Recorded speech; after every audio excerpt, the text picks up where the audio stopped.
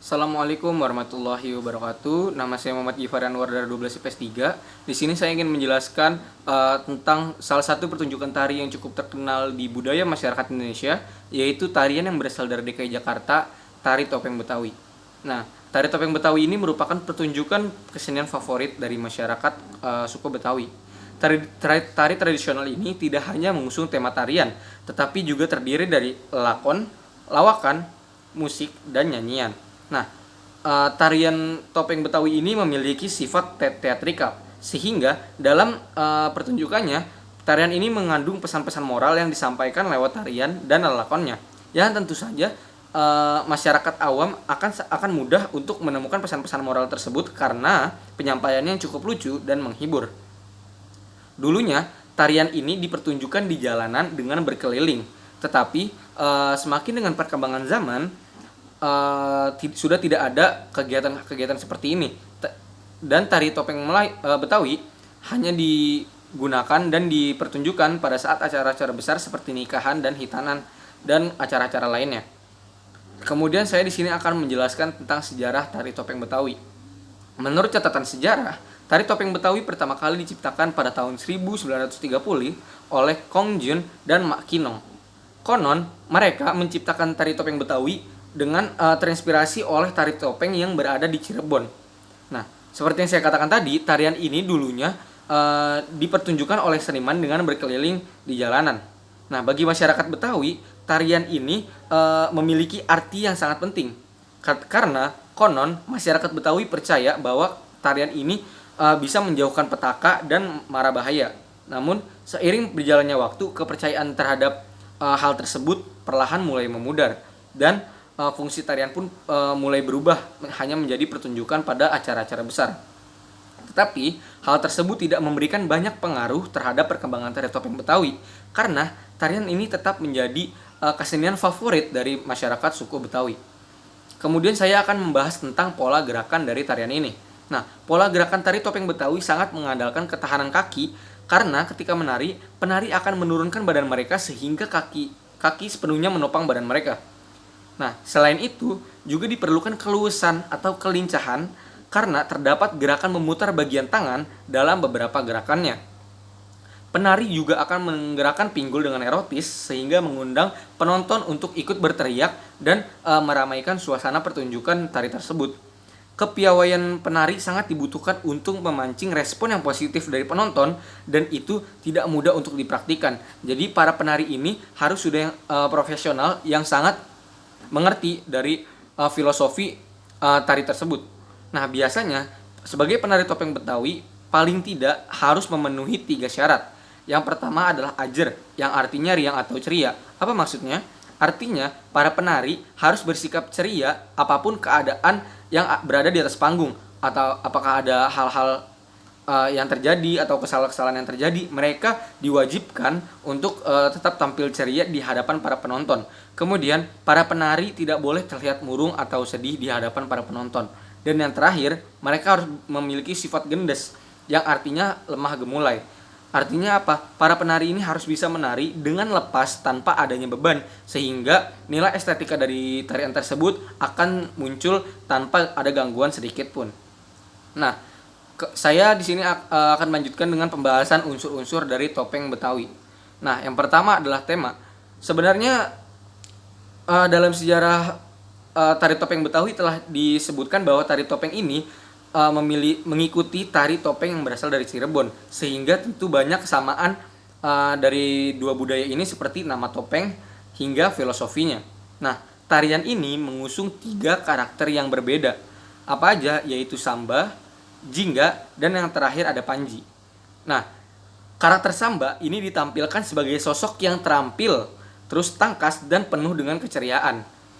Sedangkan karakter Jingga digambarkan dengan karakter yang keras, garang, dan digunakan sebagai simbol kegagahan. Berbanding terbalik dengan topeng Panji yang didominasi oleh warna putih. Karena topeng ini menggambarkan keanggunan sebagai wujud dari kesakralan, kebijaksanaan, dan kesucian. Yang kedua ada iringan musik. Pertunjukan tari topeng Betawi biasanya diiringi dengan musik yang disebut dengan gamelan topeng. Gamelan topeng memiliki beberapa alat yang disebut sebagai waditra seperti krecek, rebab, kempul, gendang besar dan kulanter, satu ancak kenong berpencun 3, dan sebuah gong angkong atau gong tahang. Kemudian kenong berpencun 3 biasanya ditabuhkan oleh 2 orang, yang mana satu orang akan menabuh pencun kenong sehingga disebut dengan ngenong, dan yang satu lagi akan menabuh bagian pinggir kenong yang disebut kenceng atau sehingga diberi nama ngenceng. Nah, dalam pertunjukan tari topeng Betawi, iringan musik ini sangat penting karena selain berfungsi untuk mengiringi jalannya tari, alat musik ini juga digunakan sebagai penanda terhadap bagian-bagian penting yang ada dalam tarian, sehingga alat musik ini sangat berperan penting dalam jalan pertunjukan tersebut. Kemudian yang ketiga ada busana penari. Sebenarnya kostum penari topeng Betawi ini tidak lepas dari busana khas Betawi. Yang seperti kita ketahui, busana khas Betawi itu memiliki ciri khas yang sangat unik. Nah, sebenarnya tarian ini juga memiliki hal yang sama. Hanya saja ketika ingin ada pertunjukan, biasanya mereka juga menyesuaikan dengan tema yang akan digunakan dalam pertunjukan tersebut. Jadi dalam tarian topeng ini tidak ada bentuk keharusan dalam berpakaiannya. Yang penting mengikuti tema dari pertunjukan tersebut. Tetapi umumnya penari perempuan memakai kebaya dan kain batik Betawi. Juga dilengkapi dengan beberapa properti seperti toka-toka untuk penutup dada, kemudian ada amprang untuk penutup perut, andong atau penutup panggul, dan pending atau ikat pinggang yang terbuat dari logam yang digunakan untuk mengaitkan kewer atau selendang. Kemudian pada bagian kepala penari perempuan juga memakai suatu benda yang dinamakan kembang topeng atau penutup kepala yang berwarna-warni. Sedangkan kostum untuk penari laki-laki yaitu pakaian hitam, kos oblong, sarung, celana panjang, dan ikat kepala atau peci sebagai pelengkap. Nah, berbanding terbalik dengan kostum wanita tadi, kostum untuk penari pria ini sangat-sangatlah sederhana tanpa adanya tambahan-tambahan di dalam busananya. Kemudian saya akan menjelaskan tentang tahapan-tahapan pertunjukan dari pertunjukan tarian topeng Betawi. Nah, dalam tarian topeng Betawi ada beberapa tahapan yang harus dilakukan. Yang pertama adalah tetalu. Nah, tetalu ini merupakan bagian pembuka dari tarian yang biasanya dibuka dengan iringan musik. Dulunya, tetalu digunakan untuk mengumpulkan penonton karena kesenian ini ditampilkan berkeliling jalan. Jadi, ketika mereka ingin mengadakannya di jalanan, mereka akan memulai bagian tetalu untuk memancing para masyarakat sekitar untuk mendekat dan melihat pertunjukan tari yang akan ditampilkan oleh para penari tersebut. Kemudian yang kedua ada topeng. Nah, setelah bagian tetalu selesai, seorang penari perempuan akan memakai topeng dan masuk ke dalam arena dan mulai menari. Nah, penari utama perempuan ini biasanya disebut dengan ronggeng topeng. Nah, gerakan yang ditarikan oleh ronggeng topeng bervariasi tergantung pada tema yang akan dipertunjukkan. Nah, seiring berkembangnya tarian ini, penari ronggeng topeng mulai jarang menggunakan topeng dalam pelaksanaan penariannya. Tetapi meskipun demikian, istilah nopeng tetap digunakan untuk menyebut bagian ronggeng yang menari. Kemudian yang ketiga ada bebodoran.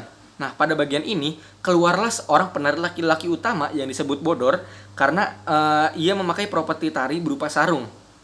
Jadi bodor ini berdasarkan properti yang dia pakai yaitu sarung. Nah, sang bodor akan menari sambil mengeluarkan kata-kata jenaka atau lawakan yang seringkali mengundang tawa penonton. Juga akan melakukan interaksi antara bodor dengan ronggeng topeng sehingga tak jarang akan terjadi interaksi antara para penari utama tersebut. Kemudian yang keempat ada lakon. Nah, bagian lakon ini bisa dikatakan sebagai bagian inti atau bagian akhir dari pertunjukan tari topeng Betawi ini. Nah, bagian ini diisi dengan sandiwara tanpa naskah dengan berbagai macam cerita atau tema yang telah didiskusikan oleh pemain sebelumnya. Jadi mereka akan mendiskusikan dulu mengenai tema yang akan dipertunjukkan dan mereka akan bertampil secara spontan tanpa naskah ketika pertunjukan itu terjadi. Nah, dulu bagian lakon ini menjadi bagian dengan durasi terlama dalam tari topeng Betawi, yaitu bisa mencapai 4 jam. Tetapi saat ini untuk durasi lakon disesuaikan dengan kondisi penyelenggara acara atau penanggap sehingga pengurangan durasi dari lakon ini tampaknya menjadi membuat esensi dari lakon ini menjadi kurang dan kalah dengan lawakan. Nah, sekian yang saya dapat sampaikan tentang tari topeng Betawi. Kurang lebihnya mohon maaf. Wassalamualaikum warahmatullahi wabarakatuh.